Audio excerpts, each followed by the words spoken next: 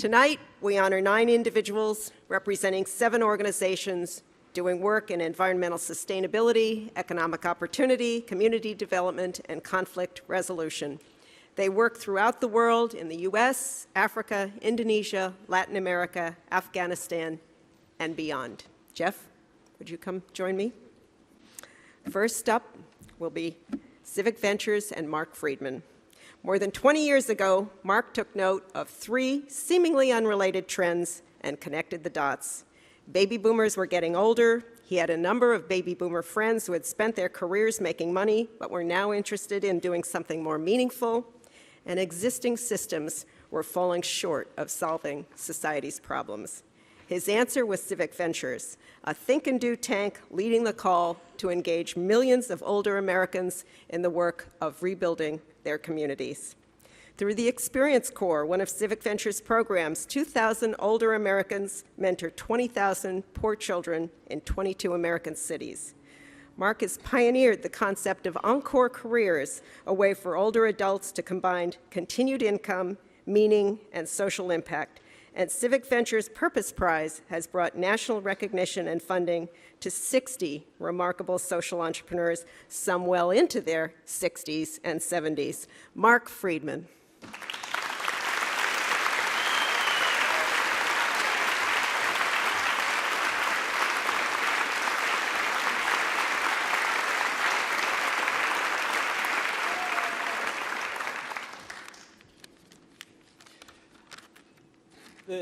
The writer William Gibson says the future's already here, it's just unevenly distributed.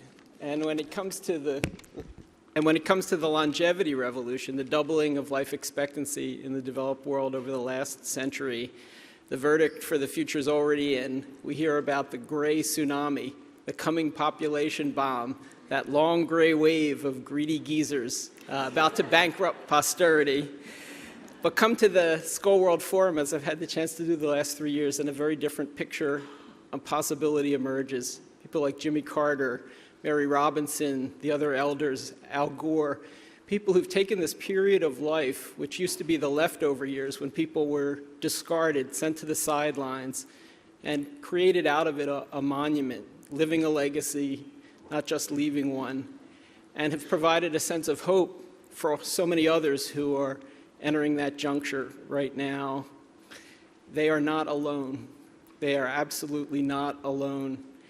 50% of people over 50 in the United States say they want to follow that same path. They want to dedicate their lives to work in education, the environment, health, poverty. Robert Chambers is one of them. He was one of the Purpose Prize winners a few years ago. He left his job as a used car salesman because he was appalled at how his dealership was taking advantage of the rural poor in New Hampshire. When he was summoned to the White House last year to celebrate his work creating an organization providing fuel-efficient new cars and low-interest loans to the rural poor, he uttered these words, which I think any of the elders would have been proud of. He said, "I was old enough to know injustice when I saw it, and I was experienced enough to do something about it." There are so many more who want to follow that same path, and at Civic Ventures, we're trying to build a movement around those people and trying to help them go from aspiration to action, those who have a burning desire to go down that road. And the Skoll Award will help us enable tens of thousands to make that transition. 10,000 boomers a day in the United States alone are turning 60. If we could even capture a fraction of that energy, it would be a windfall of talent for the things that matter most. And it wouldn't just be talent and a windfall over the short term. Half the children born in the developed world this year will see their 100th birthday. That's a potential source of renewal at the individual and social level that could last for generations to come. And just in closing, I'd like to invoke the words of John Gardner to refute all of the Jeremiahs. John Gardner's mentored so many who are in this room, including Sally. Jeff was our founding board member at Civic Ventures. 50 years ago, he said, "America today faces breathtaking opportunities disguised as unsolvable problems." And I could think of no better benediction for the work that we're going to try to do through the Skoll Award and really for the work of social entrepreneurs everywhere. Thank you.